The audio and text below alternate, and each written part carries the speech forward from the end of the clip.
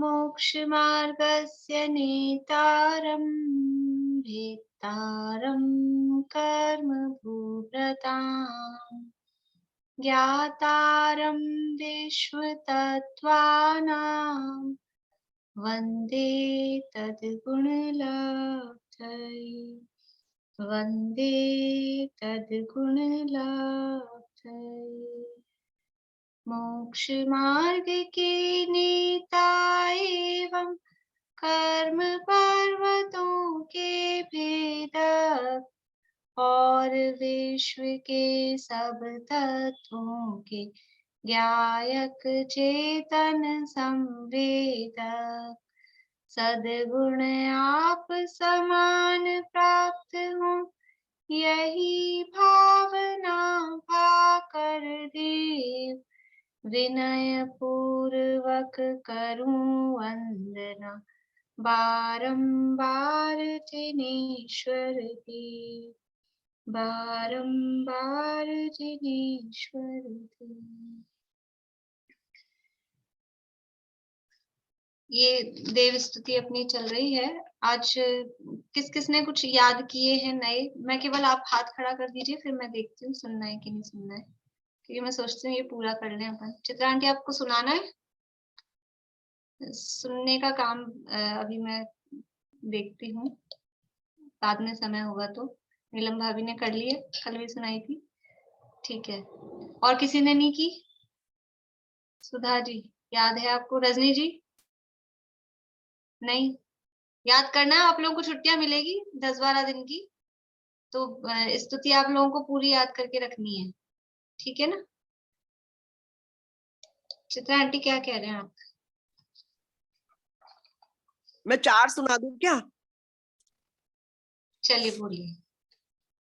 सकल गे गाय कदपि निरानंद रसलीन सो जिनेन्द्र जयवंत नेत्र अरिरज रस विहीन जय गीत रग विज्ञान पूर जय मोति मेर को हरण जय ज्ञान अनंतानंत दार्थ सुख बीरज मंडित अपार जय परम शांति मुद्रा समेत भविजन को निज अनुभूति हेत भवि भागन वच जोगे वशाय तुम धुनी है सुनि भी ब्रह्म नशाय तुम गुण चिंतित चिंतत तुम गुण चिंतत निष्पर्श निज पर विवेक मुझ पर विवेक प्रगटे विकटे आपद अनेत तुम जगभूषण दूषण विमुक्त सब महिमा युक्त विकल्प मुक्त।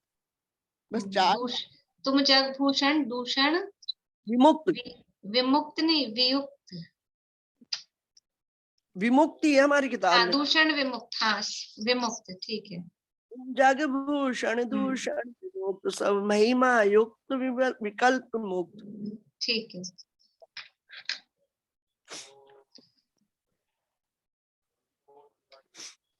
अभी अपने कल हो गए थे यहाँ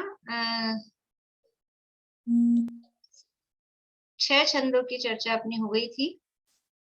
कल हमने देखा था अरहंत भगवान के 18 दोषों से रहित हैं, तो 18 दोष कौन से हैं उनकी चर्चा की थी, और उनकी अनंत चतुष्टय 4 चतुष्टय की, और 9 केवल लब्धियां, उनको 9 शायिक लब्धियां भी कहते हैं, केवल लब्धियां भी कहते हैं, 9 लब्धियां भी कहते हैं।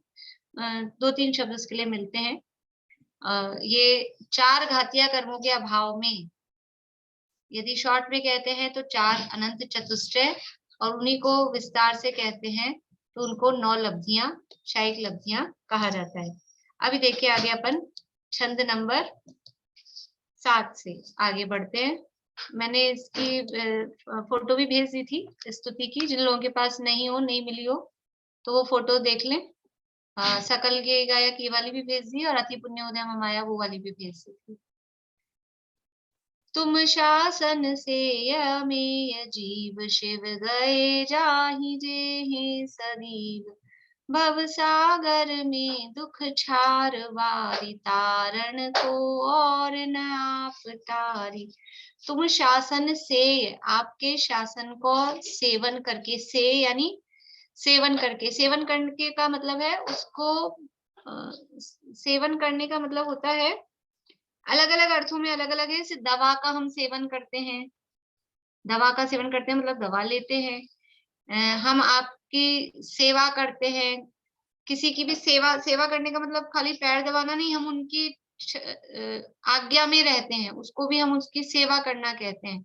तो आपके शासन का सेवन करके मतलब आपका शासन को मानकर। और शासन क्या चीज है? शासन क्या? भगवान कोई राजा है जो उनका शासन चलता है? शासन किसका होता है? शासन तो शासक का होता है ना। अब भगवान कोई शासक है? शासन का मतलब क्या है? शासन किसे कहते हैं? किसका शासन चल रहा है? कांग्रेस का कि बीजेपी का? शासन का क्या मतलब है? बोले सुनीता आंटी, शासन का क्या मतलब है? ये शासन मतलब महावीर भगवान का शासन चल रहा है ना अब इसमें। अरे वो जब तो तक पता ही है, शासन का मतलब क्या? मतलब ये जब तक जोन से भगवान का वो रहता है ना उतने वो शासन रहता है। बोले चित्रा आंटी। उनके बताए मार्ग पे चल के जिनका शासन मतलब है, उनके बताए हुए मार्ग पे चले, उनके नियमों को माने। शासन का मतलब है कि उनका यानी उनका प्रभाव अभी चल रहा है। अभी किसका शासन चल रहा है? तो ये अभी ये भगवान का तीन लोक में किसका शासन चलता है? तीन लोक में किसका शासन चलता है? कि एकमात्र जिनेंद्र भगवान का शासन चलता है। इंडिया में नरेंद्र का शासन है, नरेंद्र का है ना इंडिया में, नरेंद्र मोदी। लेकिन तीन लोक में एकमात्र जिनेंद्र भगवान का ही शासन चलता है। क्योंकि देखो शासन का मतलब है कि सब जीव जिनकी बात मानते हों उनका शासन कहा जाता है। सब जिसकी बात मानते हों, अमेरिका का शासन चलता है कि नहीं पूरी दुनिया पे? पूरी दुनिया को अमेरिका की बात माननी पड़ती है। तो सब लोग जिसकी बात मानते हों उसका शासन कहा जाता है। लेकिन एक कोई छोटा मोटा देश होता है वो अमेरिका की नहीं मानता है, वो अपनी अपनी चलाता है, तो क्या उससे अमेरिका के शासन में कुछ कमी आती है? कि कुछ नहीं, उसको दबा दिया जाता है, उससे कौन देखता है? ऐसे ही तीन लोक में एकमात्र जिनेंद्र भगवान का शासन चलता है। तीन लोक के जितने बड़े बड़े समझ लीजिए नेता हैं, कौन है बड़े बड़े नेता? कि जितने बड़े बड़े इंद्र हैं, 100 इंद्र, 98 इंद्र तो होते हैं देवगति के, भवनवासियों के 40, व्यंतरों के 32, कल्पवासियों के 24 और ज्योतिषियों के 2। इस तरह से 98 इंद्र तो होते हैं देवगति के, और एक मनुष्यों का और एक तिर्यंचों का। इस तरह से ये 100 इंद्र किसके चरणों में झुकते हैं? कि जिनेंद्र भगवान के चरणों में झुकते हैं। इसलिए जिनेंद्र भगवान का शासन तीन लोक में चलता है। और वास्तव में शासन क्या है? शासन है उपदेश। शासन किसे कहते हैं? वास्तव में शासन होता है उनका उपदेश। यहाँ जिस शासन की बात है, तुम शासन से अमेय जीव, आपके शासन को सेवन करके यानी आपके शासन को मान के। तो कौन से शासन को मान के? ये आपके उपदेश को। रत्नगंज शावकाचार्य में श्लोक है, शास्ता शास्त्री सतोहितम। शास्ता शब्द दिया, वहां शास्ता मतलब उपदेश, उपदेश के अर्थ में है। तो आपका शासन मतलब आपका उपदेश। तुम शासन से, आपके शासन का सेवन करके यानी आपके उपदेश को मानकर, अमेय जीव, अमेय का अर्थ होता है जिसकी कोई प्रमाण नहीं है, यानी बहुत सारे अनंत जीव। अमेय का अर्थ में यानी लिमिटेड, और अमेय यानी अनलिमिटेड, यानी अनंत जीव। तुम शासन से अमेय जीव शिव गए, शिव अर्थात मोक्ष, मोक्ष चले गए। आपके शासन का सेवन करके, आपके उपदेश को मानकर, उसको सुनकर, उसको फॉलो करके अनंत जीव मोक्ष चले गए, शिव गए। अभी तक अनंत जीव मोक्ष जा चुके हैं, गए यानी भूतकाल, जा चुके हैं। जाही यानी जा रहे हैं, जाएंगे, जाही यानी जाएंगे, और जेहे, जेहे मतलब जा रहे हैं। ये भूतकाल, ये भविष्य काल और ये वर्तमान काल, और सदैव हमेशा, सदैव यानी हमेशा। आपके बताए हुए उपदेश पर चलकर हमेशा से अनंत जीव मोक्ष गए हैं, वर्तमान में जा रहे हैं और भविष्य में भी जाते रहेंगे। तुम शासन से अमेय जीव शिव गए, जाही जेहे सदैव, निरंतर वो जाते रहेंगे, अभी जा रहे हैं और भूतकाल में भी गए हैं। ठीक है, ऐसा नहीं कि पहले चले गए अब नहीं जाएंगे, अभी भी जा रहे हैं, अभी भी जा रहे हैं, अभी तो पंचम काल चल रहा है कि वो ऐसी भी जगह है जहाँ काल का कोई प्रभाव नहीं पड़ता है। विदेह क्षेत्र से अभी भी निरंतर जीव मोक्ष जा रहे हैं। भव सागर में दुख छार वारी, ये संसार है कैसा है, समुद्र के समान है। और समुद्र में क्या होता है, पानी पानी होता है। लेकिन अपने यहाँ के, अपने जम्बू द्वीप में रहते हैं तो जम्बू द्वीप के जितने भी समुद्र अपने को दिखते हैं यहाँ, ये कैसे होते हैं, खारे होते हैं। तो ये संसार रूपी जो समुद्र है उसमें वारी यानी पानी, वो कैसा है, क्षार यानी खारा, क्षार युक्त। तो इस संसार सागर में दुख रूपी खारा पानी भरा हुआ है। भव सागर में दुख क्षार वारी, क्षार यानी क्षार युक्त खारा पानी संसार में भरा हुआ है। खारा पानी अच्छा होता है क्या, अच्छा लगता है क्या, वो दुख, वो खराब लगता है ना, तो उससे कपड़े ढंग से धुलते हैं ना, वो पीने में अच्छा लगता है ना, नहाने में अच्छा होता है। तो संसार में दुख ही दुख है, ऐसा ये कहने के लिए यहाँ बताया है, उपमा दी है खारे समुद्र की। और अब ये जो संसार रूपी समुद्र है जिसमें दुख रूपी खारा जल भरा हुआ है, उसको पार उतारने के लिए तारन को और न आप टारी, इस संसार रूपी समुद्र में जिसमें खारा जल भरा हुआ है, इससे तारन को, इससे पार उतारने के लिए, और न तारन को और न कोई, को यानी कोई, और न यानी नहीं है, आप टारी, बस आप ही इससे टाल सकते हो, इससे पार उतार सकते हो। फिर से देखिए, इस संसार रूपी समुद्र में दुख रूपी खारा जल भरा हुआ है, और कोई और आपके अलावा कोई और इसको तारन यानी पार उतारने में समर्थ नहीं है। यानी इससे पार उतारने के लिए तारन यानी पार उतरने के लिए को यानी कोई, और यानी और, न यानी नहीं है, और आप ही इसको टार सकते हैं, इससे पार उतार सकते हैं। यह लखी, अभी यह लखी यानी ऐसा देखकर, कैसा देखकर, कि आपके उपदेश को सुनकर अनंत जीव मोक्ष चले गए, वर्तमान में जा रहे हैं, भविष्य में जाएंगे, और इस संसार रूपी समुद्र से पार उतारने के लिए और कोई समर्थ नहीं है, एकमात्र आप ही इस संसार समुद्र से पार उतार सकते हैं। यह लखी, ऐसा लखी यानी देखकर, ऐसा जब मैंने देखा कि संसार समुद्र से आप ही पार उतार सकते हैं, यह लखी, ऐसा देखकर निज दुख गद हरण काज, अपना जो दुख गद यानी मेरा जो दुख है उसको हरने के लिए, यह लखी ऐसा देखकर निज दुख गद हरण काज, अपने दुख रूपी जो ये मेरा रोग है उसको हरण यानी दूर करने के कार्य के लिए, काज यानी उस काम के लिए,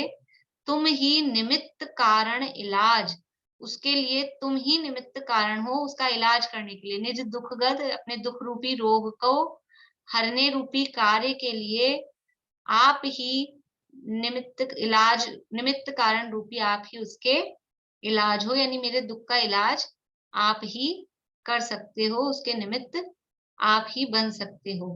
अभी भवसागर में दुख छारवारी, तारण को और ना पटारी, संसार से पार उतारने में कोई और समर्थ क्यों नहीं है। आपको बहुत यानी अपन कोई हमसे कह सकता है कि तुम्हें बहुत घमंड है, अहंकार है, कि तुम्हारे ही भगवान है, वो ही पार उतार सकते हैं, और क्या भगवान नहीं है दूसरे, वो पार नहीं उतार सकते। ऐसा प्रश्न हो सकता है ना, और भी तो भगवान है, और भी तो लोग मोक्ष की बात बताते हैं, और भी तो धर्मों को हम फॉलो करके मोक्ष जा सकते हैं, सुखी हो सकते हैं। लेकिन ऐसा नहीं है, सुख का मार्ग, सच्चे सुख का मार्ग एकमात्र वो ये जैन शासन में, जैन धर्म में ही। क्यों है, क्योंकि वो हमने देखा कि और सब जगह भगवान नहीं बनाया जाए, वहां भक्त बने रहना पड़ेगा, वहां वीतरागता की बात नहीं होगी, वहां राग में ही धर्म बताया जाएगा। और जब तक राग है, वो राग है, वो आग है, और आग है वो जलाती है। राग ही तो दुख है, दुख का मूल ये राग ही है। इसलिए जब तक राग रहेगा तब तक दुख रहेगा। अन्य किसी भी धर्म में, दर्शन में वीतरागता की बात नहीं आएगी। अहिंसा की बात कर लेंगे, थोड़ी बहुत दया की बात कर लेंगे, मानव सेवा की कर लेंगे, जीव दया की कर लेंगे, ये बातें कर लेंगे, व्रत उपवास की बात कर लेंगे, लेकिन वीतरागता की बात वो एकमात्र जैन धर्म में ही है। और वीतरागता है वही वास्तव में सुख है, सुखी होने का उपाय है। इसलिए ये संसार सागर से पार उतरने के लिए एकमात्र आप ही हो। और मेरा ये जो दुख है, इस दुख का रोग, जो दुख का रोग लगा हुआ है, इसको दूर करने के लिए आप ही इसके इलाज करने में निमित्त हो। तो यह लखी, जब मैंने ये देख लिया कि आपके अलावा और कोई पार नहीं उतारता है, इसलिए मैं अपने दुख को दूर करने के लिए आपसे अपनी इलाज कराने के लिए आ गया हूँ। यह लखी निज दुख गद हरण काज, तुम ही निमित्त कारण इलाज, जाने ताते मैं शरण आए। यह जानकर, जाने ताते, ताते यानी इसलिए, यह जानकर, इसलिए यह जानकर मैं आपकी शरण में आया हूँ। और उचरों, उचरों यानी कहना, उचरना, उचरना मतलब कहना, उचरों निज दुख जो चिर लहाए। अब मैं अपना जो दुख है, निज यानी अपना दुख, चिर यानी बहुत लंबे काल से, लहाए यानी मैंने वो दुख प्राप्त किया है। तो जो लंबे काल से मैंने ये दुख प्राप्त किया है, उसको अब मैं उचरों यानी कह रहा हूँ। मैंने ये देखा है कि आपके ही उपदेश को मानकर, अपनाकर बहुत सारे जीव मोक्ष चले गए हैं, वर्तमान में जा रहे हैं, भविष्य में जाएंगे। और इस संसार रूपी समुद्र से पार उतारने के लिए आपके अलावा और कोई भी समर्थ नहीं है। यह देखकर अपने दुख रूपी रोग को दूर करने के लिए आप ही मुझे निमित्त रूप दिखाई देते हो। ये समझकर, यह जानकर, इसलिए मैं आपकी शरण में आया हूँ। और जो अनादिकाल से, लंबे समय से मैंने जो दुख प्राप्त किया है, उस दुख को मैं उचरों यानी कह रहा हूँ। ठीक है, समझ में आया? अब ये क्या क्या दुख प्राप्त किया है वो ये बता रहे हैं।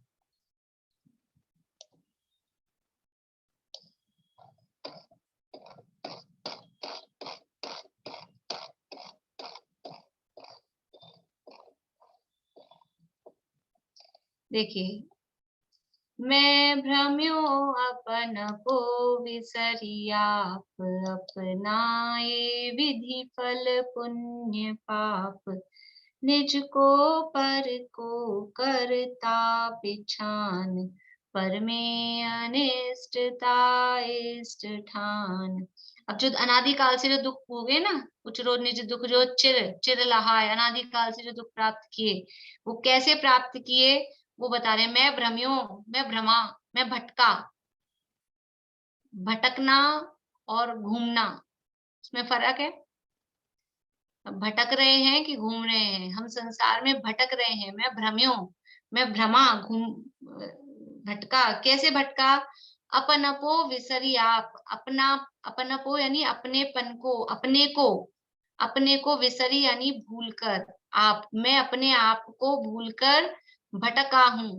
अनादिकाल से क्या दुख प्राप्त किया है कि मैं भ्रम्यो, मैं भटका हूँ। कैसे भटका हूँ? अपनपो, अपने आप को, अपने, और आप, अपन को आप, अपने आप को, विसरी यानी भूलकर, मैं अपने आप को भूलकर भटका हूँ।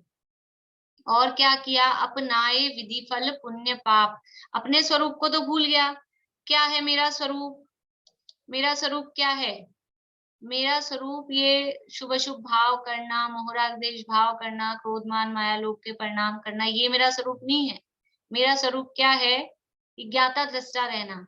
तो ऐसा अपना स्वरूप तो भूल गया, और अपने स्वरूप को भूलकर, और भटकते कब हैं? जब रास्ता भूल जाते हैं, अपना घर भूल जाते हैं, तभी तो भटकता है जी।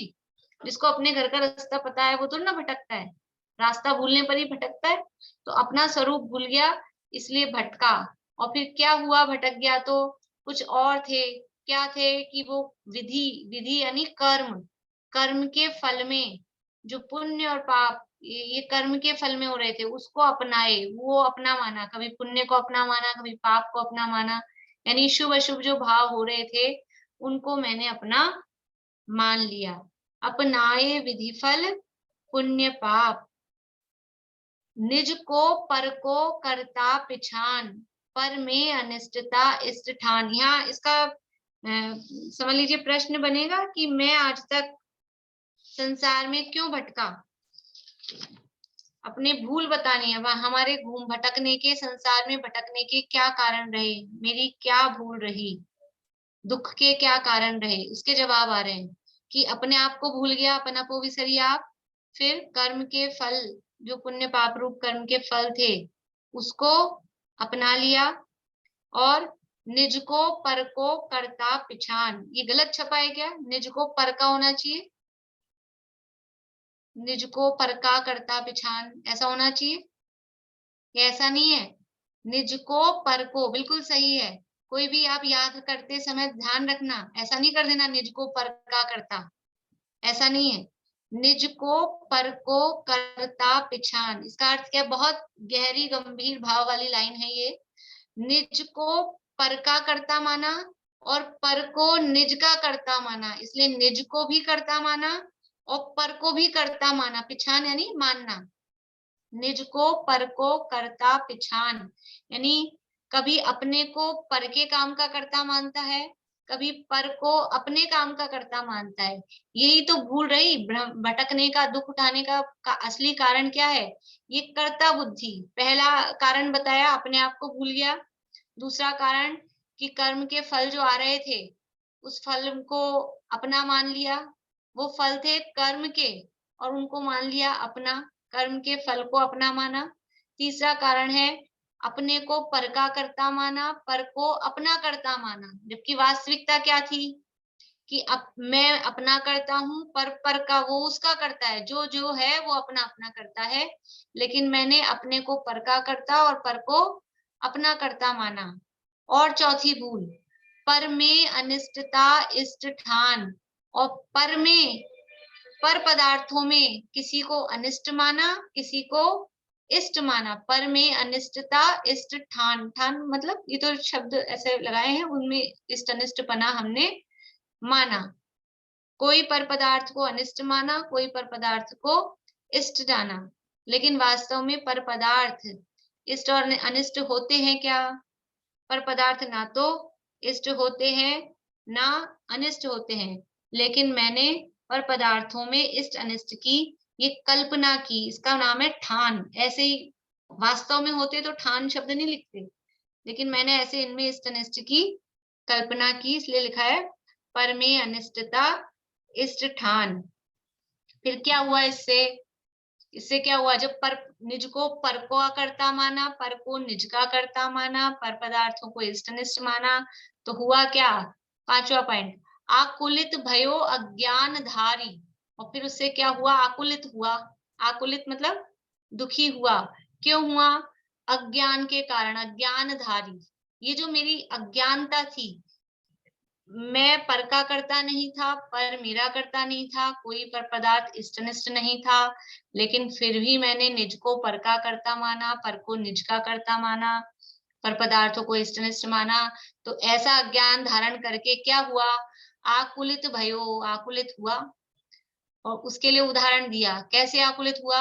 ज्यो मृग मृग तृष्णा जानिवारी, जिस प्रकार से हिरण, मृग यानी हिरण, और मृग तृष्णा में वारी यानी पानी जानकर वो आकुलित होता है। जिस प्रकार से हिरण मृग तृष्णा में पानी मानकर वो आकुलित होता है, दुखी होता है, उसी प्रकार से मैं भी ये पर पदार्थों को इष्ट अनिष्ट मानकर और निज को पर का करता, पर को निज का करता मानकर इसी प्रकार से आकुलित हुआ। मृग तृष्णा क्या चीज होती है? किस किस को पता है? ऐसे हाथ खड़ा करिए।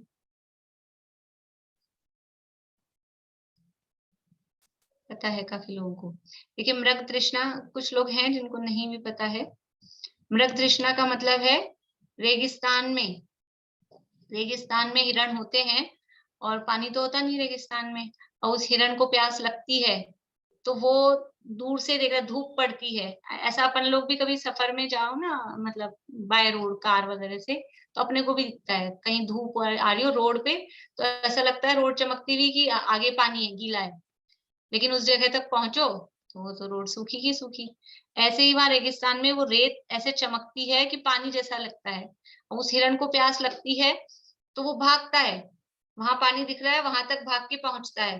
फिर वहां कुछ नहीं, फिर उस जगह खड़ा होके आगे देखता है आधा 1 किलोमीटर दूर, तो फिर उसको पानी सा दिखता है, फिर वहां तक भागता है, फिर वहां पहुंचता है, फिर पानी नहीं, फिर वहां से आगे देखता है तो फिर पानी दिखता है, फिर भागता है, फिर पानी नहीं।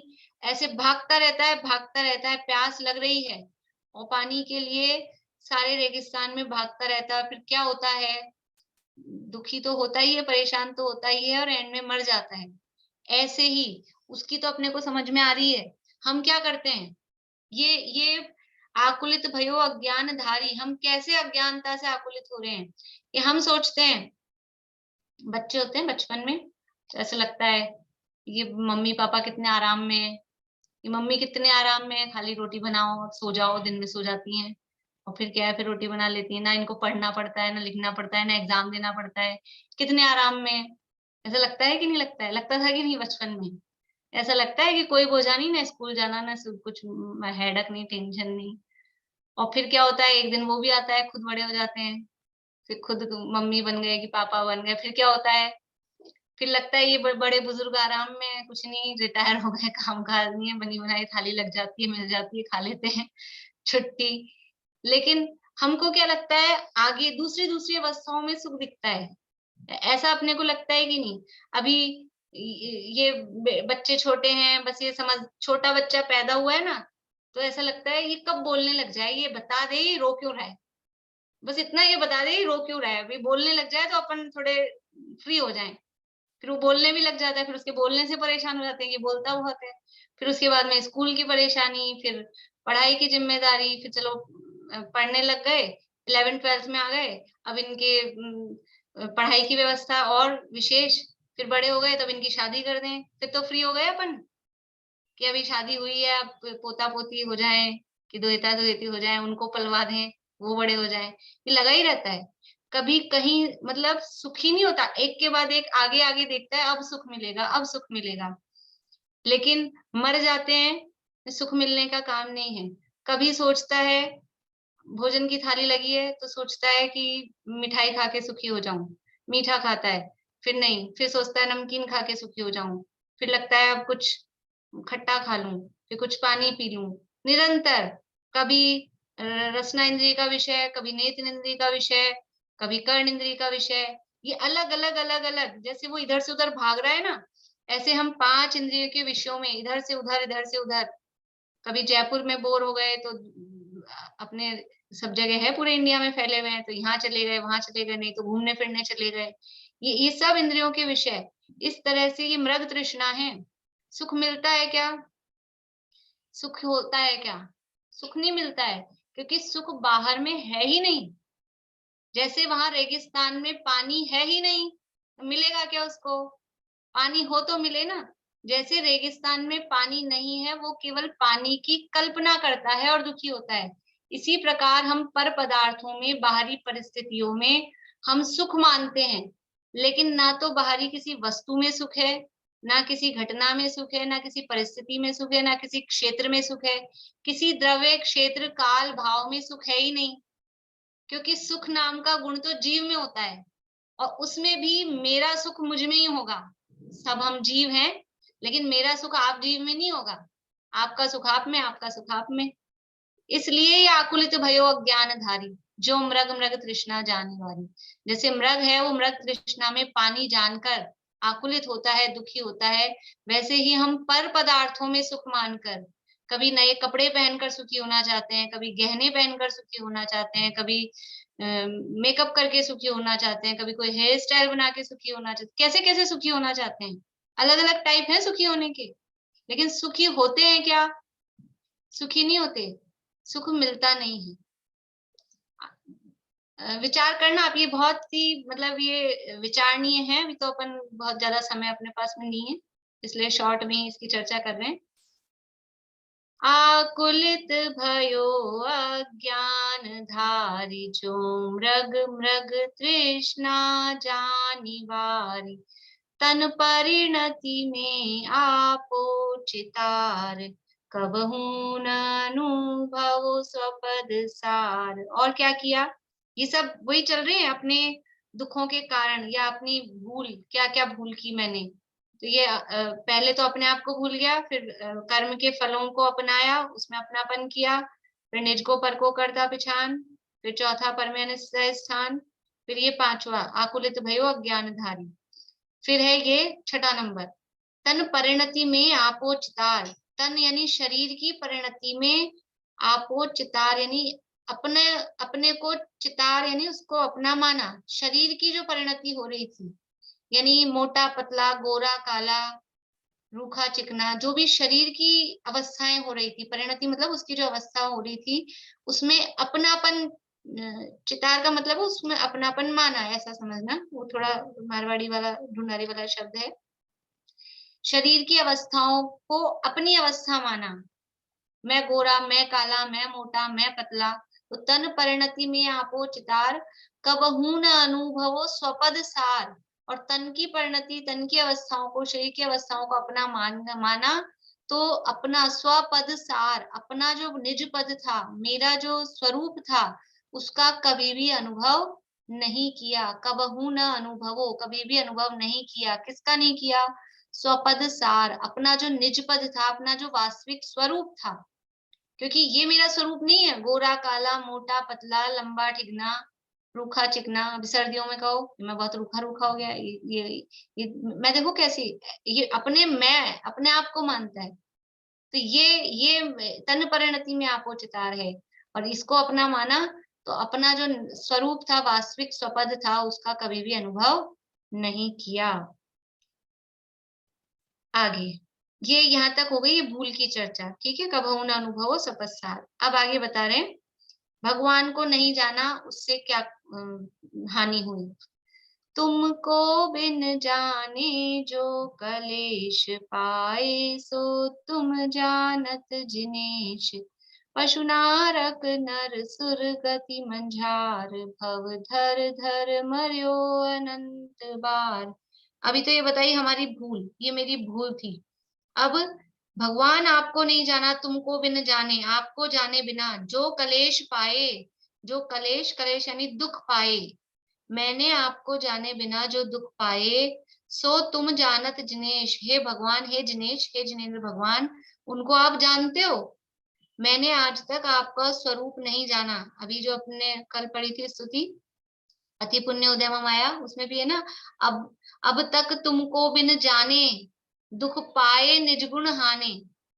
तो भगवान के स्वरूप को जाने बिना ही ये दुख पाए हैं। क्योंकि यदि हम भगवान का स्वरूप जान लेते, तो भगवान का स्वरूप जो जानता है वो अपना भी स्वरूप जानता है, और भगवान का स्वरूप जो जानता है वो अकर्तावाद को जानता है कि भगवान किसी का कर्ता धर्ता नहीं है, वास्तव में कोई द्रव्य किसी का कर्ता धर्ता नहीं है। तो मेरे सुख का कर्ता कोई और हो, ऐसा हो नहीं सकता। तो फिर मैं सुख के लिए इधर इधर इधर इधर भटकता रहूं, वो भी नहीं हो सकता। इसलिए तुमको बिन जाने जो कलेश पाए, आपको जाने बिना जो दुख पाए, सो तुम जानत जिनेश, उनको आप जानते हो। क्यों जानते हो, कैसे जानते हो? आपने कहाँ देखा था? भगवान कैसे जानते हैं? केवल ज्ञानी है, वो सब जानते हैं केवल ज्ञान में। इसलिए तुमको बिन जाने जो कलेश पाए, सो तुम जानत जिनेश। अब कौन से दुख पाए वो बता रहे हैं, कौन कौन से दुख पाए। पशु नारक नर सुरगति मंझार। पशु यानी तिर्यंच, नारक यानी नरक, नर यानी मनुष्य, और सुर यानी देव। ये चार गतियां हैं।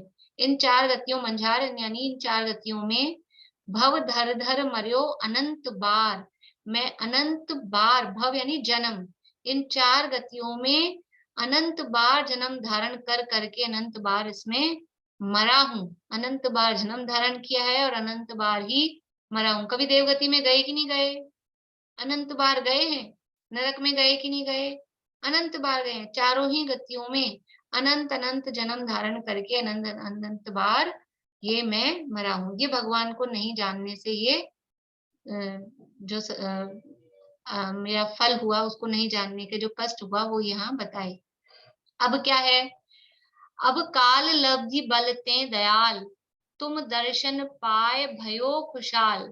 अब काल लब्धि के बल से, अब काल लब्धि बलते दयाल, दयाल का मतलब है कि हे दयालु परमात्मा, दयाल का मतलब है भगवान के संबोधन के अर्थ में लगाया है। अब काल लब्धि, काल लब्धि का मतलब क्या होता है कि अपन लोग यूज लेते हैं इस चीज को बहुत बार कि टाइम आ गया है, अभी जैसे किसी काम का टाइम ही आ जाए उसको बोलते हैं काल लब्धि। कोई भी काम होता है, कोई भी काम होता है, हमारे लिए अनुकूल हो अथवा हमारे लिए प्रतिकूल हो, जिसे हम कहते हैं अच्छा हो या बुरा हो। वास्तव में कोई काम अच्छा बुरा नहीं होता है, लेकिन हमको जो अनुकूल लगता है हम उसको अच्छा कहते हैं, हमको जो खराब लगता है, हमारे लिए जो प्रतिकूल होता है उसको हम बुरा कहते हैं। तो जो भी काम हो रहा है उसमें 5 कारण होते हैं, 5 बातें उसमें साथ में होती हैं। कौन कौन सी 5 बातें होती हैं?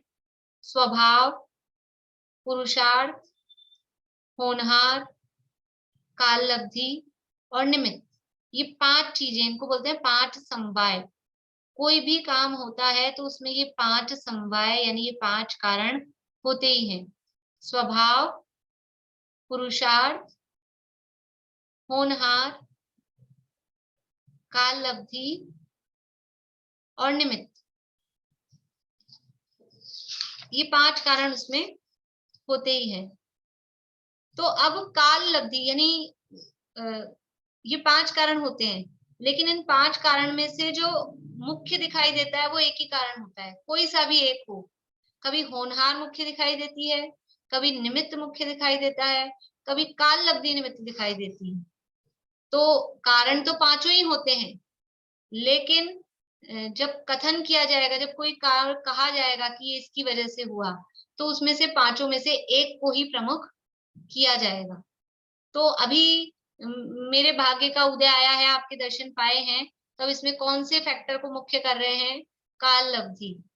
अब काल लब्धि बलते दयाल, अब मेरी कोई काल लब्धि आ गई है, अति पुण्य उदय मम आया, ये धन्य घड़ी, धन घड़ी या धन दिवस यो ही, धन जन्म मेरो भयो। ये काल लब्धि को मुख्य करने वाली बातें हैं। अब काल लब्धि बलते दयाल, हे दयालु परमात्मा, अब क्या एक काल लब्धि के बल से ही, मेरा कोई काल ही अच्छा आ गया है, इसलिए काल लब्धि के बलते यानी उसके बल से, उसके वश से तुम दर्शन पाए भयो खुशाल, आपके दर्शन को पाकर मैं खुशाल यानी प्रसन्न हो गया। अभी तक तो मैं दुखी हो रहा था, दुखी दुख पाए थे, लेकिन अब मैंने कोई, मेरे अच्छा समय आ गया, अच्छा अवसर मिल गया है, सुअवसर आ गया है, उसके कारण से मैंने आपके दर्शन पाए और मैं भयो यानी हो गया, खुशहाल यानी प्रसन्न हो गया, खुश हो यानी सुखी हो गया। और क्या हो गया? ये भगवान के दर्शन का फल बता रहे हैं। ये ऊपर की जो 2 लाइनें थी इसमें तो बताया था भगवान को नहीं जानने से क्या हुआ, तो तुमको बिन जाने जो कलेश, ये बताए। और अब भगवान के दर्शन का फल क्या है कि तुम दर्शन पाए भयो खुशाल, और क्या हुआ? मन शांत भयो, मिटी सकल द्वंद, मेरा मन शांत हो गया भगवान के दर्शन करते ही, मंदिर में पहुंचते ही। जैसे ही भगवान के दर्शन करते हैं तो क्या होता है? मन शांत हो जाता है। और अगर हम मंदिर में पहुंचे और मन शांत नहीं हुआ, वहां पे भी कुछ उथल पुथल चल रही है, इसका मतलब है हम मंदिर में पहुंचे नहीं है, भगवान के दर्शन नहीं किए, हम वो घर को ही साथ घुसा के लाए हैं, निश्चय ही नहीं हुआ है हमारा।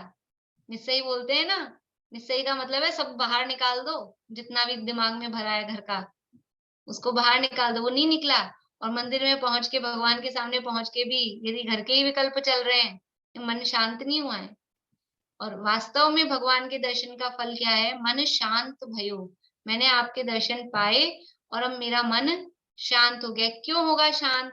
क्योंकि ये जब सिद्धांत पता लगते हैं कि कोई किसी का करता धरता नहीं है, मेरा सुख तो मुझ में ही है, मैं अपने सुखी दुखी होने का, यानी मैं अपनी भूल से ही दुखी हूँ, अपनी भूल सुधार कर ही सुखी होऊंगा। तो ये जब समझ में आएगा किसी और की गलती नहीं, मेरी गलती है और वो मैं सुधार सकता हूँ, तो क्या है? मन शांत भयो, मिटी सकल द्वंद, जितने मेरे द्वंद फंद चल रहे थे, दिमाग में विकल्प चल रहे थे, वो सब मिट गए। और चाख्यो स्वातम रस दुख निकंद, और अपने स्वातम, अपनी आत्मा का रस मैंने चख लिया। यानी भगवान के दर्शन का फल क्या है? कि भगवान के दर्शन का फल है अपनी आत्मा का आनंद आ जाए, आत्मा का अनुभव हो जाए। ये भगवान के अनुभव का फल है। चाख्यो स्वात्म रस दुख निकंद, वो दुख का निकंद यानी अपने दुखों से जो रहित है, वो ऐसा अपने आत्मा का दुख का नाश करने वाला जो अपने आत्मा का आनंद है उसको मैंने चख लिया है, प्राप्त कर लिया है। ये भगवान के दर्शन का फल हुआ। अब क्या? ताते अब ऐसी करहु नाथ, इसलिए हे नाथ अब ऐसा करो। क्या करो?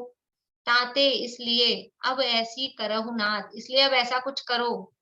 क्या करें? बिछुरे न कभी तू चरण साथ, आपके चरणों का साथ, आपकी छत्र छाया वो कभी बिछुड़े नहीं, कभी नहीं छूटे।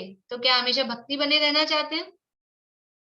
हमेशा भक्ति बने रहना चाहते हैं कि बिछुड़े न कभी तो वो चरण साथ? ये क्या कह रहे हैं कि इसके दो तरह से अर्थ। व्यवहार में हम यही कहेंगे, व्यवहार में यही कहेंगे कि जब तक हम हैं तब तक हम आपके सानिध्य में रहें, हम आपकी शरण में रहें। ये व्यवहार से ऐसा ही कहेंगे। और इसका निश्चय से अर्थ करें तो बिछुड़े न कभी तो चरण साथ, कि निश्चय से जैसे आप भगवान हो वैसे हम भी भगवान बन जाएं। तो आप जहां विराजमान हो हम भी वहां पहुंच जाएंगे, तो हमेशा साथ रहेंगे कि नहीं? साथ कब नहीं छूटेगा कि जहां आप रहते हो वहीं हम भी रहने लग जाएं, हमेशा के लिए, जीवन भर के लिए साथ हो जाएंगे। तो जहां भगवान रह रहे हैं वहीं हम रहने लग जाएं। तो भगवान कहाँ रहते हैं? कि भगवान बाहर से देखेंगे तो मान लो सिद्ध भगवान है, वो वहां सिद्धालय में विराजमान है, तो हम भी वहां सिद्धालय में जाके विराजमान हो जाएं। अथवा भगवान अपनी आत्मा में लीन है, हम भी अपनी आत्मा में लीन हो जाएं, तो भी कभी उनका साथ नहीं छूटेगा। तो ताते अब ऐसी करहु नाथ, बिछुरे न कभी तो चरण साथ, तुम गुणगण को नहीं छेव देव, जग तारण को तुम विरद एव। आपके गुण रूपी गण, गण मतलब होता है समूह, आपके गुण रूपी जो समूह है यानी आपके गुणों का नहीं छेव, छेव यानी उनका पार नहीं है। हे देव, देव ये संबोधन है, हे देव आपके गुणों का पार नहीं है, अंत नहीं है। छेव, छेव मतलब उनका कोई अंत नहीं है। तुम गुणगण, आपके गुण रूपी समुदाय, गण कहते हैं समुदाय को, समूह को, यानी आपके इतने सारे गुण हैं, उनका कोई पार नहीं है, उनका अंत नहीं है। जग तारण को तुम विरद एव, और जगत को तारने के लिए यानी संसार रूपी समुद्र से, संसार से पार उतारने के लिए क्या है कि आपका कोई विरद, यही आपका विरद है, मतलब आपकी यही महिमा है कि जग जन संसार से पार उतारने के लिए तो आप ही हो। एव यानी ही, संसार से पार उतारने के लिए एकमात्र आप ही हो, आप ही संसार से पार उतारते हो। ऐसा आपका विरद यानी ऐसी आपकी महिमा है, ये ऐसे आपकी प्रसिद्धि है। महिमा कहो, प्रसिद्धि कहो, कि संसार से आप पार उतारते हो, ऐसी आपकी ये महिमा है। ठीक है। तुम गुण गण को नहीं छेव देव, जग तारण को तुम विरद एव। अब और आगे बता रहे हैं, अपनी भावना भा रहे हैं। आतम के अहित विषय कषाय, इनमें मेरी परिणति न जाए। ये जो विषय कषाय हैं, विषय क्या चीज होती है और कषाय क्या चीज होती है? विषय का मतलब है पांच इंद्रिय के विषय, यानी हमको जो संसार में उलझाने वाले ना, हमारा दिमाग किसमें लगा रहता है? या तो पांच इंद्रिय के विषयों में, स्पर्शन रसना घ्राण चक्षु कर्ण, और साथ में मन। ये विषय, ये मन के तो विकल्प ही विकल्प, ये मन के विषय है। अथवा ये ठंडा गरम हल्का भारी, लाल पीला नीला, खट्टा मीठा कड़वा कषायला, ये सब इन्हीं चीजों में हमारा उपयोग लगा रहता है, ये है विषय। और या फिर कषायों में, कषायों में उपयोग लगा रहता है, किसने क्या कहा, किसने क्या नहीं कहा, किसको क्या कहना है, किसको कैसे कहना है, इस तरह से बोलना है, उस तरह से बोलना है, ये चीज मिल जाए, ये चीज नहीं मिले, या हटे ये मिले, ऐसा। ये क्रोध मान माया लोभ, ये परिणाम। तो ये कैसे हैं? आत्मा के लिए अहित करने वाले हैं, आत्मा की अहितकारी हैं। आत्म के अहित विषय कषाय, ये आत्मा का हित नहीं करते, ये कषाय हैं। कषाय कहते ही उसे हैं जो आत्मा को कसे, कसे अर्थात दुख दे। तो ये आत्मा का हित नहीं कर रहे, हम फिर भी निरंतर वही वही करते रहते हैं। आश्चर्य इस बात का है कि हमको उसमें आकुलता होती है, कष्ट होता है, दुख होता है, फिर भी हम उससे उबरना नहीं चाहते, हम उससे निकलना नहीं चाहते। हम वही वही विकल्प, वही वही विचार करते रहते हैं। ये आत्म के अहित विषय कषाय, ये 5 इंद्रिय के विषय और ये कषाय, ये आत्मा के लिए अहितकारी हैं, अहित करने वाले हैं। इनमें मेरी परिणति न जाए। अब भावना क्या भा रहे हैं हम, हे भगवान इनमें मेरी परिणति, मेरा उपयोग, मैं इसमें मेरी परिणति नहीं जाए, विषयों में मेरी परिणति नहीं जाए, विषयों में नहीं रमे, मन नहीं लगे उसमें। विषय तो रहेंगे लेकिन विषयों में मन नहीं लगे मेरा, इनमें मेरी परिणति ना जाए। मेरे को जो रुचि उसमें जा रही थी, मेरा जो रुचि बार बार में इन विषयों में या कषायों में, इनमें मेरी रुचि नहीं जाए। विषय कषाय यदि होते हैं तो वो मुझे भट्टी के समान लगे, वो आग के समान लगे, ये क्यों हो गए हैं ऐसा लगे। आत्म के अहित विषय कषाय, इनमें मेरी परिणति न जाए। मैं रहूं आप में आप लीन, मैं अपने में ही, आप में आप, मैं अपने आप में ही लीन रहूं। मैं रहूं आप में आप लीन, मैं अपने आप में ही लीन रहूं। सो करो हो जो निजाधीन, ऐसा मुझे कर दो। कैसा कर दो कि ये जो विषय कषाय हैं आत्मा के लिए अहितकारी हैं, इनमें मेरी परिणति नहीं जाए, इनमें मेरा उपयोग नहीं जाए, इनमें मेरी रुचि नहीं जाए और मैं अपने आप में लीन रहूं। ऐसा मुझे सो करो, ऐसा मुझे कर दो, जिससे कि मैं निजाधीन, अपने ही अधीन हो जाऊं। अभी तक क्या है, विषयों में कषायों में इनमें मेरी रुचि जा रही है तो मैं पराधीन हो रहा हूँ। विषयों के कारण पराधीनता आती है क्योंकि विषय पराधीन है। आत्मा विषयों के लिए इंद्रियों की पराधीनता है, बाहरी सामग्री की पराधीनता है, कषायों में भी पर की अधीनता है। तो जब ये विषय कषायों में मेरी रुचि नहीं जाएगी तो पराधीनता ही नहीं है, मैं अपने आप में लीन रहूं। जो अपने आप में मस्त है, जिसको अपने घर में ही मजा आता है, जिसको घूमने फिरने का शौक ही नहीं है, वो निजाधीन है। जिसको घूमने फिरने का शौक है फिर वो देखे मैं किसके साथ जाऊं, मैं कैसे जाऊं, जा ही नहीं पा रहे, कोरोना आ गया, वो घर में बंद हो गए, वो दुखी हुए। और जो कहीं जाते ही नहीं थे, वो घर में ही रहते थे, घर में ही काम करना है उनको, क्या दे, अपन तो पहले भी घर में थे, अभी भी घर में। और जो रोज रोज घर से जाते थे उनको कष्ट लगा, उनको जेल लगी। तो मैं रहूं आप में आप लीन, मैं अपने आप में लीन रहूं तो मुझे निजाधीन हो गया, मैं अपने आप के अपने अधीन हो गया, ये कोई कष्ट मेरे नहीं रहा। मैं रहूं आप में आप लीन, सो करो हो जो निजाधीन। ये भगवान से समझ लीजिए प्रार्थना, प्रार्थना मतलब भगवान कर देंगे ऐसा नहीं, लेकिन ऐसी भावना भगवान के सामने इस तरह की व्यवहार में भावना भाई जाती है। आप क्या कह रहे हैं, भगवान के सामने आए हैं, किसी बड़े के सामने जाए, राजा के सेठ के सामने, तो ऐसा लगता है ना भी सेठ जी से कुछ मांग लो, कुछ राजा साहब कुछ दे देंगे। तो भगवान के सामने कुछ मांगना है आपको तो कह रहे हैं मेरे न चाह कछु और ईश, मेरे कोई, हे ईश, हे ईश्वर, हे भगवान, मेरे और कुछ चाह इच्छा नहीं है, मुझे और कोई भी इच्छा नहीं है। तो फिर और कोई भी इच्छा नहीं है मतलब कोई इच्छा तो है, क्या इच्छा है? तो कह रहे हैं रत्नत्रय निधि दीजिए मुनीश, हे मुनियों के ईश, मुनियों के ईश्वर, हे भगवान, मुझे रत्नत्रय निधि दीजिए। छोटी मोटी चीज क्यों मांगेंगे हम, हमको तो रतन दो, हम छोटा मोटा कोई रुपया पैसा थोड़ा ना मांगेंगे। क्या मांग रहे हैं?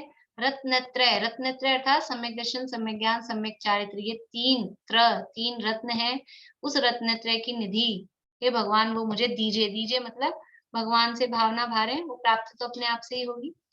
मेरे न चाह कछु और ईश, रत्नत्रय निधि दीजिए मुनीश, मतलब मैं तो एकमात्र रत्नत्रय ही प्राप्त करना चाहता हूँ।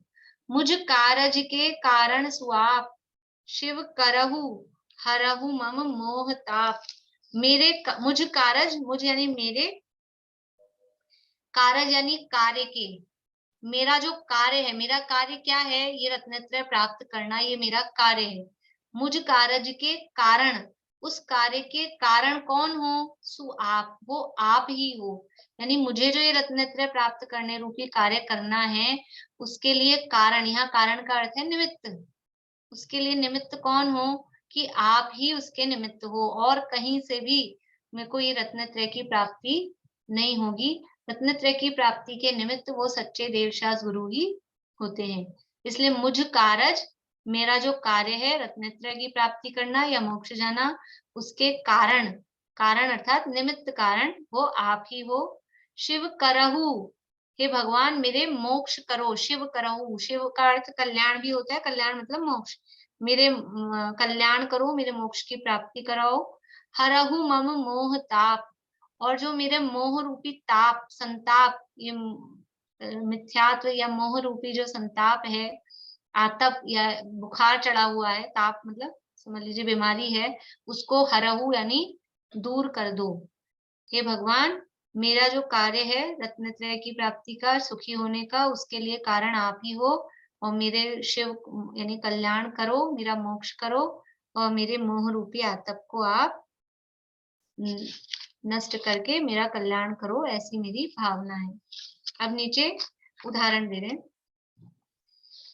शशि शांतिकरण तप हरण हेत स्वयमेव तथा तुम कुशल देत। जिस प्रकार से शशि यानी चंद्रमा, चंद्रमा जिस प्रकार से शांतिकरण शांति करता है, और तप हरण हेत शांति करने के लिए, और ताप जो गर्मी है, सूर्य का जो आतप दिन भर से लगा था, उसको हरने का हेतु यानी उसको हरने का कारण है। चंद्रमा जिस प्रकार से शांति करने का और आताप को, ताप को, गर्मी को हरने का, उसको दूर करने का हेतु यानी कारण होता है। स्वयमेव तथा तुम कुशल देत, तथा यानी स्वयमेव दोनों तरफ लगाना है। जिस प्रकार चंद्रमा स्वयमेव ही अपने आप ही, चंद्रमा आता है तो दिन भर जो लू चल रही थी, सूर्य का ताप हो रहा था गर्मी के दिनों में, वो शांति मिल जाती है, रात हो जाती है, सूर्य अस्त हो जाता है, चंद्रमा उदित हो जाता है, उसकी चांदनी से वो अपने आप ही शशि शांतिकरण तप हरण हेत स्वयमेव, स्वयमेव ही ताप दूर हो जाता है और शांति मिल जाती है। उसी प्रकार स्वयमेव तथा तुम कुशल देत, उसी प्रकार स्वयमेव ही आप हम जीवों के लिए हमारा ये मोह रूपी आतप को हर कर, और शांति, सुख शांति रूपी वो जो चांदनी के समान सुख शांति आप हमको प्रदान करते हो। तो जिस प्रकार से चंद्रमा स्वयमेव गर्मी कम करके और शीतलता प्रदान करता है, उसी प्रकार से आपकी शरण में आने से अपने आप ही शांति की प्राप्ति होती है। स्वयमेव तथा तुम कुशल, कुशल का मतलब है शांति, आनंद, सुख, कुछ भी अर्थ लगा सकते हैं, जो भी। स्वयमेव तथा तुम कुशल देत। और फिर उदाहरण दे रहे हैं। पीवत पीयूष ज्यों रोग जाए, त्यों तुम अनुभवते भव नशाए। पीयूष कहते हैं अमृत को। जिस प्रकार से अमृत पीने से रोग चला जाता है, यानी कोई भी रोग हो, रोग की दवाई उसको कहते हैं अमृत। तो अमृत यदि हमने पिया है तो अमृत पीने से जिस प्रकार से रोग नष्ट हो जाता है, पीवत पीयूष जो रोग जाए, त्यों तुम अनुभवते भव नशाए, उसी प्रकार आपका अनुभव करने से, यानी आपका, आपकी शरण में आने से, तुम अनुभवते, भगवान का अनुभव क्या करेंगे, इसके दो अर्थ। तुम अनुभव तो बाहर में आप भगवान है, आपका स्वरूप जाना, और दूसरा आपका स्वरूप जानकर अपनी आत्मा का अनुभव किया। वास्तव में निश्चय से तो आपका स्वरूप जानकर अपनी आत्मा का अनुभव किया, और व्यवहार से आपका वास्तविक स्वरूप जाना। तो भगवान का स्वरूप जाना, सच्चे देव का स्वरूप जाना, तो ग्रहित मिथ्यात्व नष्ट हो गया, और अपनी आत्मा का स्वरूप जाना तो अग्रहित मिथ्यात्व नष्ट हो गया। और ये मिथ्यात्व नष्ट होने से भव नशाए, संसार नष्ट हो जाता है, संसार खत्म हो जाता है। तो जिस प्रकार से अमृत पीने से रोग नष्ट हो जाता है, उसी प्रकार आपका अनुभव करने से, आपका स्वरूप जानने से, और आपके समान अपनी आत्मा का स्वरूप जानने से संसार नष्ट हो जाता है, भव नशाए। त्रिभुवन तिहु काल मंझार कोय, नहीं तुम बिन निज सुख दाय होय। मोह उर यह निश्चय भयो आज, दुख जलधि उतारण तुम जहाज। त्रिभुवन यानी तीन लोक, तिहु काल यानी तीन काल, मंझार यानी में, कोई यानी कोई, तीन लोक और तीन काल में तुम बिन नहीं, तो आपके बिना कोई नहीं है। किसके लिए कोई नहीं है? निज सुखदाय होए, हम मुझे अपना सुख देने वाला तीन लोक और तीन काल में आपके अलावा कोई भी नहीं है। यानी तीन लोक और तीन काल में, पूरे तीनों लोकों में घूम आए, ढूंढ आए, और तीनों कालों में देख लें, भूतकाल में, वर्तमान में, भविष्य में भी, मुझे अपने सुख की प्राप्ति के लिए आपके बिना को सुख देने वाला और कोई भी नहीं है। मोर यह निश्चय भयो आज, ऐसा निश्चय, ऐसा विश्वास मेरे हृदय में आज हो गया है। मोह यानी मेरे, और यानी हृदय में, यह निश्चय यानी निर्णय, भयो यानी हो गया है आज, मेरे हृदय में यानी मेरे मन में ये आज निर्णय हो गया है, ये मेरे को समझ में आ गया है, निश्चय हो गया है। क्या निश्चय हो गया है? कि त्रिभुवन त्यों काल मंझार कोय, नहीं तुम बिन निज सुखदाय होए, और दुख जलधि उतारण तुम जहाज, और संसार रूपी जलधि, जलधि यानी वही समुद्र, कितनी जगह यहाँ तारण तरण समुद्र की उपमा दी है। संसार रूपी जो दुख रूपी समुद्र है, दुख रूपी जलधि, जलधि यानी समुद्र से उतारण, उससे पार लगाने के लिए तुम जहाज, आप ही जहाज के समान हो। समुद्र को भुजाओं से कोई तैर सकता है? अपनी भुजाओं से समुद्र को कोई पार कर सकता है? भक्तामर में इस तरह का आता है, कल्प काल की वो उसमें चल रही हैं हवाएं, और फिर अपनी भुजाओं से तैरने में कौन समर्थ हो सकता है? बड़े बड़े मगरमच्छ चल रहे हैं, भक्तामर में ऐसा काव्य आता है। चलिए एक प्रश्न दे देती हूँ आप लोगों को, देखिए अभी वो वाली क्लास तो नहीं है, लेकिन अभी आ गई है बात। वे कौन थे जिन्होंने समुद्र को अपनी भुजाओं से तैरकर पार किया था? वे कौन थे जिन्होंने अपनी भुजाओं से तैरकर समुद्र को पार किया था? यद्यपि समुद्र को भुजाओं से पार करना आसान नहीं है, सरल नहीं है, हर कोई नहीं कर सकता है, लेकिन कोई थे। अभी आप लोग खोजना, अभी आपके पास टाइम है। हाँ, अभी नहीं, जवाब टाइम देते हैं थोड़ा सा, कुछ लोग ढूंढेंगे।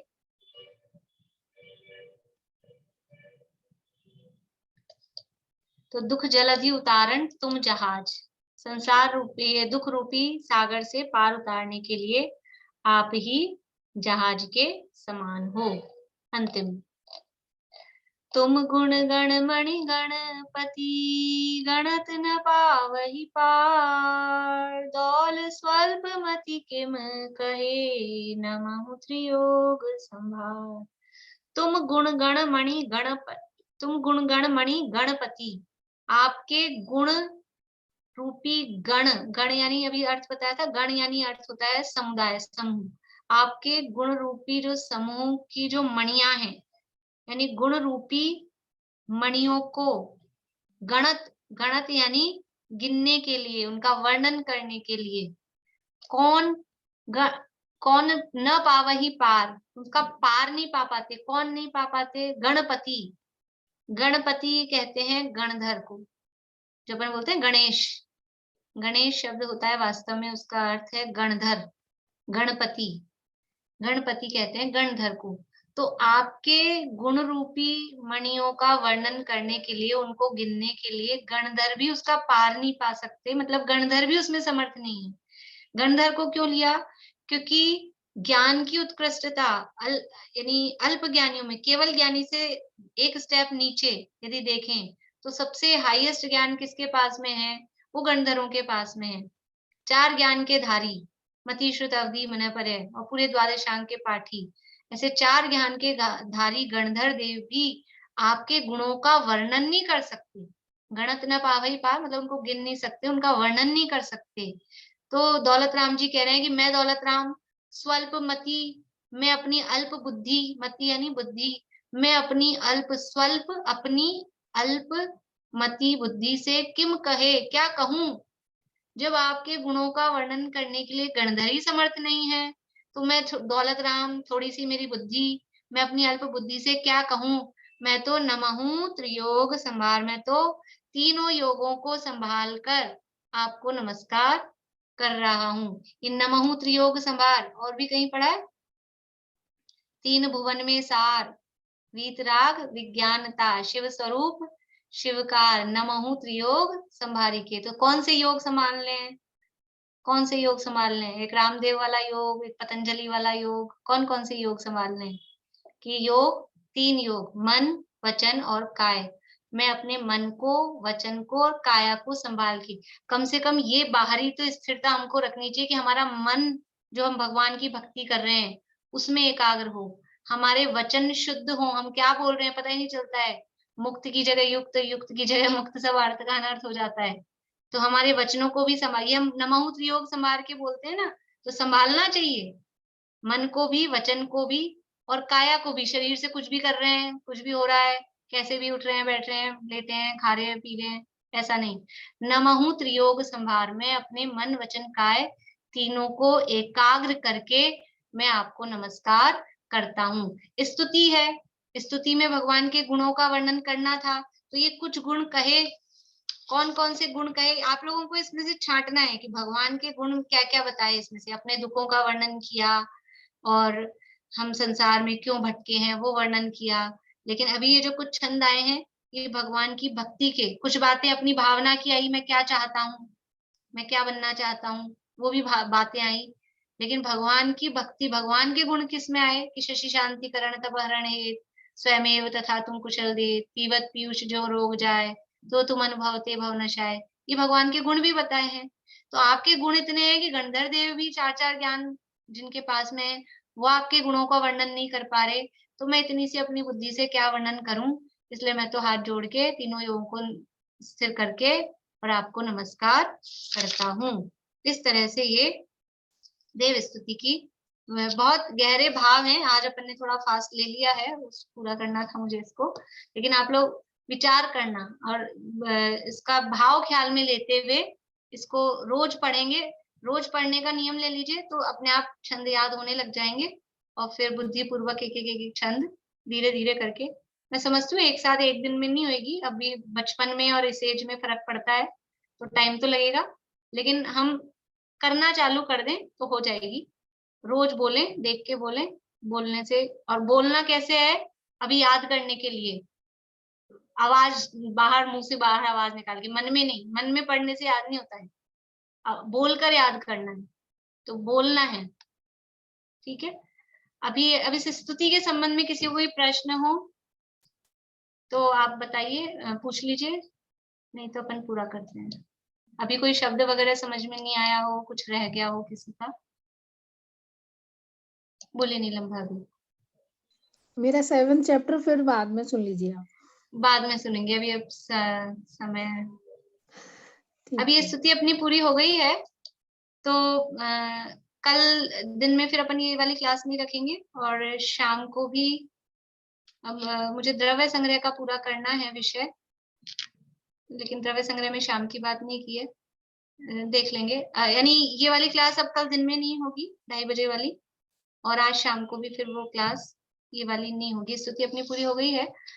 कल फिर मैं बाहर जा रही हूँ तो मैं आऊंगी 4 तारीख को। 4 तारीख से अपनी क्लास लगेगी, फिर अपन 8वां अध्याय शुरू करेंगे।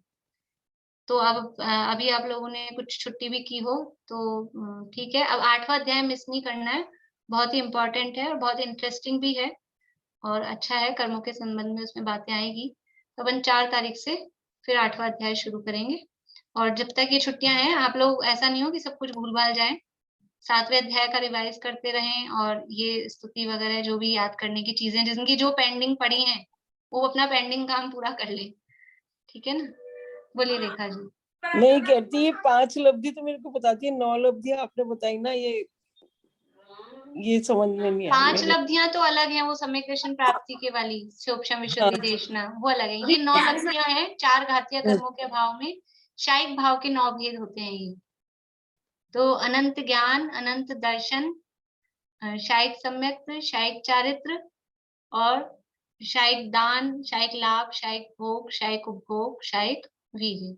इस तरह से ये 9 लब्धियां 4 घातीय कर्मों के अभाव में प्राप्त होती हैं। चलिए जिनवाणी स्तुति करते हैं।